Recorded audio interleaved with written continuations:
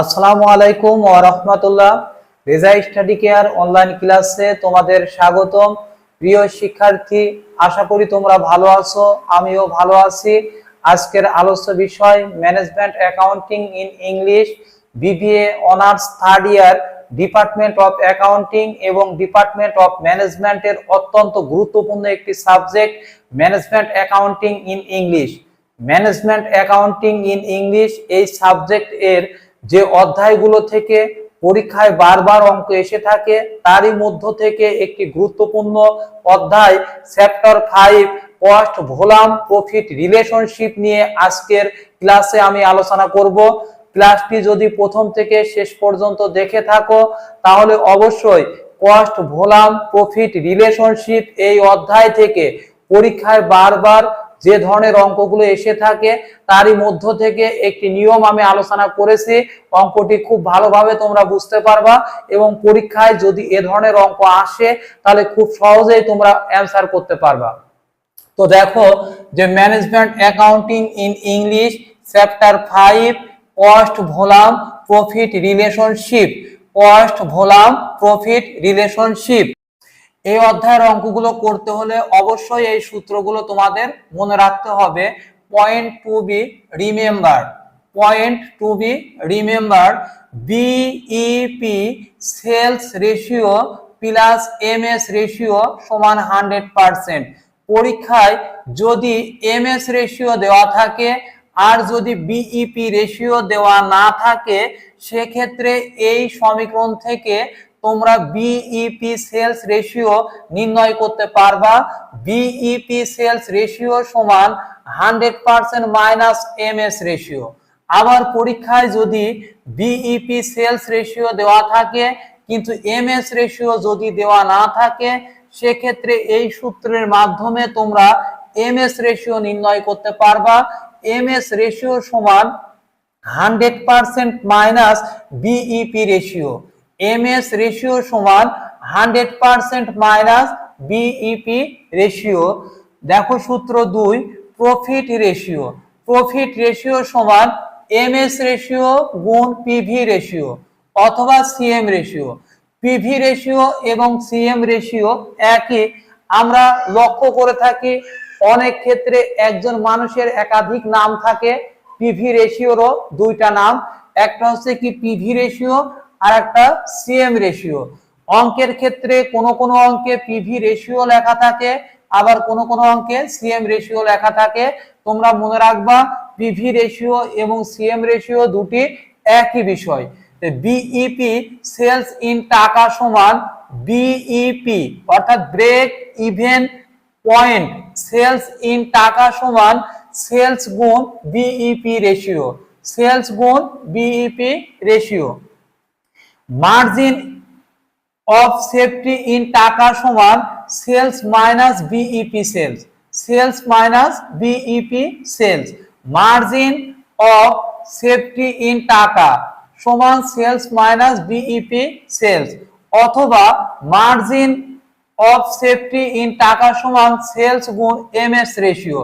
এই দুইটা সূত্রের যে কোনো একটি সূত্র তুমি পরীক্ষায় ব্যবহার করে মার্জিন অফ সেফটি ইন টাকা নির্ণয় করতে পারবা।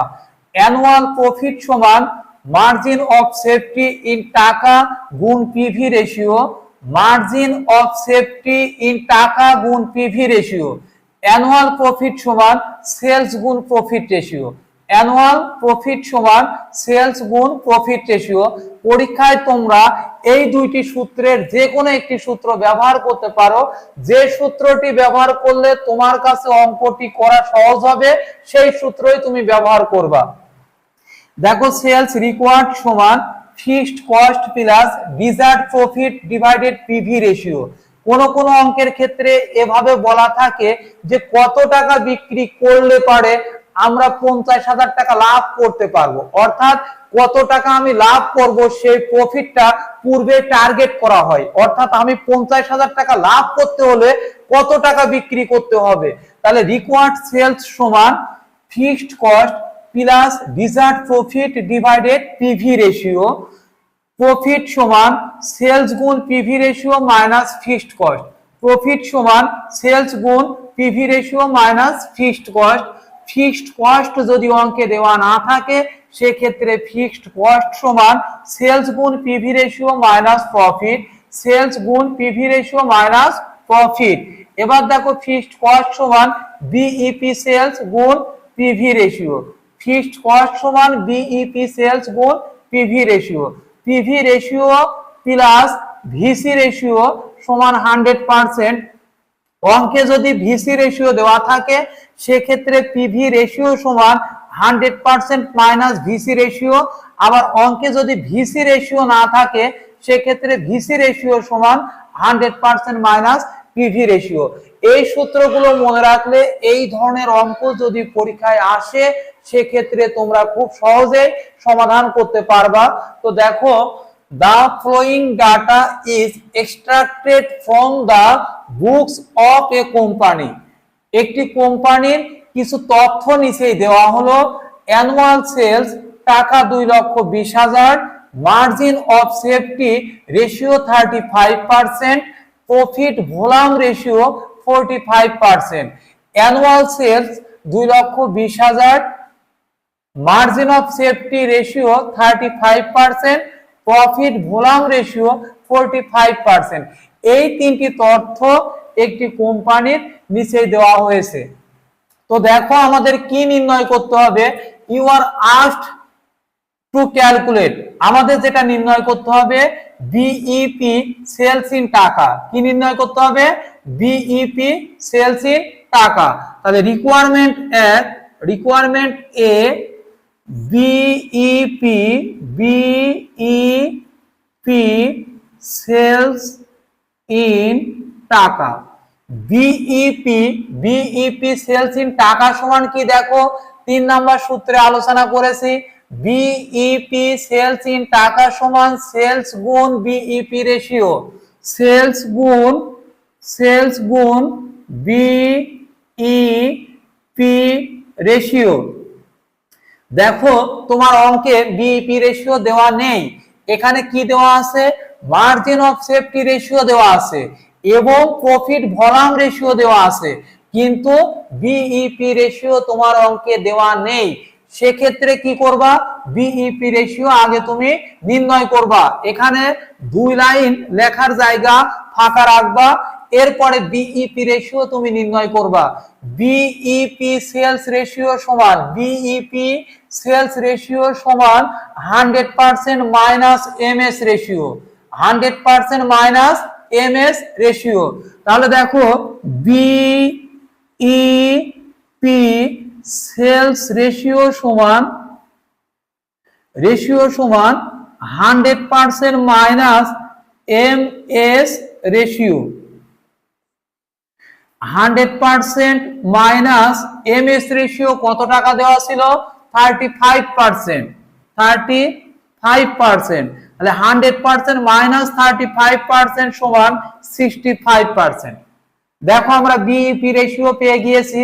এবার দেখো বিইপি সেলস ইন টাকা সমান সেলস কত টাকা? 2,20,000, 2,20,000 গুণ বিইপি রেশিও কত? 65%, 65%। তাহলে দেখো 2,20,000 টাকার 65% করলে কত টাকা হয়?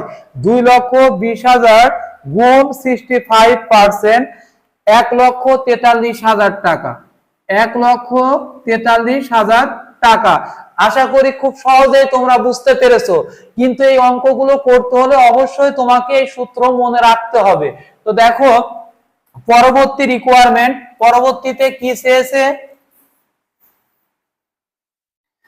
রিকোয়ারমেন্ট বি তে দেখো কি চেয়েছে, মার্জিন অফ সেফটি ইন টাকা, মার্জিন অফ সেফটি ইন টাকা, মার্জিন অফ সেফটি ইন টাকা। তাহলে মার্জিন অফ সেফটি ইন টাকা দেখো 4 নাম্বার সূত্রে আমরা আলোচনা করেছি। মার্জিন অফ সেফটি ইন টাকা সমান sales minus BEP sales, sales minus BEP sales. Margin of safety in টাকা সমান sales minus BEP sales, sales minus BEP sales. তো দেখো সেলস কত টাকা দেওয়া ছিল, 2,20,000 টাকা, 2,20,000 টাকা minus BEP sales, BEP sales কত টাকা, 1,43,000 টাকা, যেটা আমরা রিকোয়ারমেন্ট 1 নাম্বার যেটা বের করেছি, রিকোয়ারমেন্ট এ তে যেটা আমরা বের করেছি বিইপি সেলস 1,43,000 টাকা। তাহলে 2,20,000 মাইনাস 1,43,000 তোমরা বিয়োগ করো, দেখো কত হয়, 2,20,000 মাইনাস 1,43,000 সমান 77,000 টাকা। অর্থাৎ মার্জিন অফ সেফটি ইন টাকা সমান sales minus BEP sales. Sales তোমার অঙ্কে দেওয়া ছিল 2,20,000, রিকোয়ারমেন্ট এ তে বিইপি সেলস ইন টাকা আমরা বের করেছি 1,43,000, অর্থাৎ 2,20,000 মাইনাস 1,43,000 সমান 77,000। আশা করি তোমরা খুব সহজেই বুঝতে পেরেছো। দেখো মার্জিন অফ সেফটি ইন টাকা এর আরেকটি সূত্র আমরা লিখেছিলাম যে মার্জিন অফ সেফটি ইন টাকা সমান সেলস গুণ এমএস রেশিও। এই সূত্র ব্যবহার করেও তোমরা খুব সহজে মার্জিন অফ সেফটি ইন টাকা এর মান নির্ণয় করতে পারো।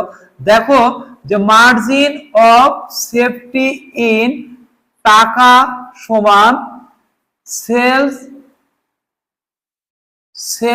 গুণ মার্জিন অফ সেফটি ইন টাকা সমান সেলস গুণ এমএস রেশিও, সেলস গুণ এমএস রেশিও। এখানে দেখো সেলস কত টাকা, 2,20,000 টাকা, গুণ এমএস রেশিও কত, মার্জিন অফ সেফটি রেশিও 35%, গুণ 35%। তাহলে দেখো 2,20,000 গুণ 35%, 2,20,000 টাকা 35% করলে 77,000 টাকা। আশা করি তোমরা খুব সহজেই বুঝতে পেরেছো। তুমি যে সূত্র ব্যবহার করো উত্তর কিন্তু একই হবে, উত্তরের মধ্যে কোনো পরিবর্তন হবে না। তাহলে আশা করি তোমরা খুব সহজেই বুঝতে পেরেছো। তো পরবর্তী রিকোয়ারমেন্ট দেখো, পরবর্তীতে কি চেয়েছে, রিকোয়ারমেন্ট সি, রিকোয়ারমেন্ট সি তে কি চেয়েছে, annual profit, annual profit, requirement C annual profit, annual profit. দেখো অ্যানুয়াল প্রফিট সমান কি, অ্যানুয়াল প্রফিট সমান এমএস ইন টাকা গুণ পিভি রেশিও, এমএস ইন টাকা গুণ পিভি রেশিও, এমএস ইন টাকা গুণ পিভি রেশিও। তো দেখো 1 নাম্বার রিকোয়ারমেন্টে এমএস ইন টাকা, 1 নাম্বার রিকোয়ারমেন্টে আমরা দেখো বের করেছি কত টাকা, 77,000 টাকা। তাহলে এমএস ইন টাকা কত, 77,000, গুণ পিভি রেশিও তোমার অঙ্কে দেওয়া আছে প্রফিট ভলিউম রেশিও 45%, 45%। তাহলে 77,000 গুণ 45%, দেখো 77,000 গুণ 45% সমান 34,650 টাকা।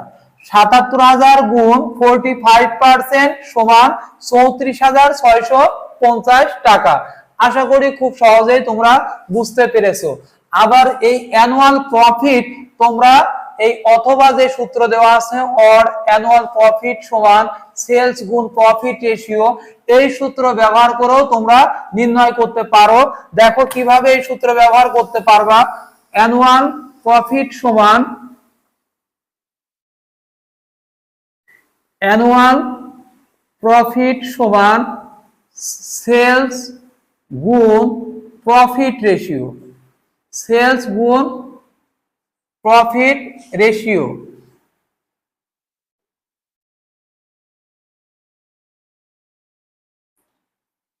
দেখো অ্যানুয়াল প্রফিট সমান অ্যানুয়াল প্রফিট সমান সেলস গুণ প্রফিট রেশিও, প্রফিট রেশিও। তোমার অঙ্কে সেলস কত টাকা দেওয়া আছে, 2,20,000 টাকা, গুণ প্রফিট রেশিও দেখো আমাদের দেওয়া নেই, তাহলে প্রফিট রেশিওটা আগে আমাদের বের করতে হবে। প্রফিট রেশিও সমান কি এমএস রেশিও গুণ পিভি রেশিও। প্রফিট রেশিও সমান এমএস রেশিও গুণ পিভি রেশিও। এখানে দুই লাইন লেখার জায়গা ফাঁকা রেখে তোমরা প্রফিট রেশিওটা বের করবা, যে প্রফিট রেশিও সমান এমএস রেশিও গুণ পিভি রেশিও। এমএস রেশিও গুণ পিভি রেশিও। এমএস রেশিও কত টাকা 35%, অর্থাৎ 0.35 গুণ পিভি রেশিও কত টাকা 45%, 0.45। এবার দেখো 35% অর্থাৎ 0.35 গুণ 0.45 গুণ 100 সমান 15.75%। অর্থাৎ এখানে তোমরা পার্সেন্ট উঠায় দিয়ে লাস্টে আবার 100 দিয়ে গুণ করে দিবা, তাহলে কি হবে পার্সেন্ট হয়ে যাবে। তো দেখো 15.75%, 15.75%, তাহলে অ্যানুয়াল প্রফিট সমান 2,20,000 গুণ 15.75%, 34,650 টাকা। দেখো যে সূত্রই তোমরা ব্যবহার করো না কেন অঙ্কের উত্তরের কোনো পরিবর্তন হবে না। পরীক্ষায় যে সূত্র তোমার কাছে সহজ মনে হবে সেই সূত্রই ব্যবহার করে তুমি অঙ্কের সমাধান করবা। তো পরবর্তী রিকোয়ারমেন্ট দেখো, requirement D, sales required to earn profit of টাকা 40,000। প্রফিট অফ টাকা কত 40,000 টাকা। Sales required, required sales, sales নির্ণয় করো, টু আর্ন আয় করতে হলে প্রফিট অফ টাকা 40,000, অর্থাৎ 40,000 টাকা লাভ করতে হলে কত টাকা বিক্রি করতে হবে সেই সেলসটা তোমাকে নির্ণয় করতে হবে। রিকোয়ার্ড সেলস, সেলস নির্ণয় করতে হবে। তো দেখো রিকোয়ার্ড সেলস, সেলস রিকোয়ার্ড সমান, রিকোয়ার্ড সমান fixed cost plus deserve profit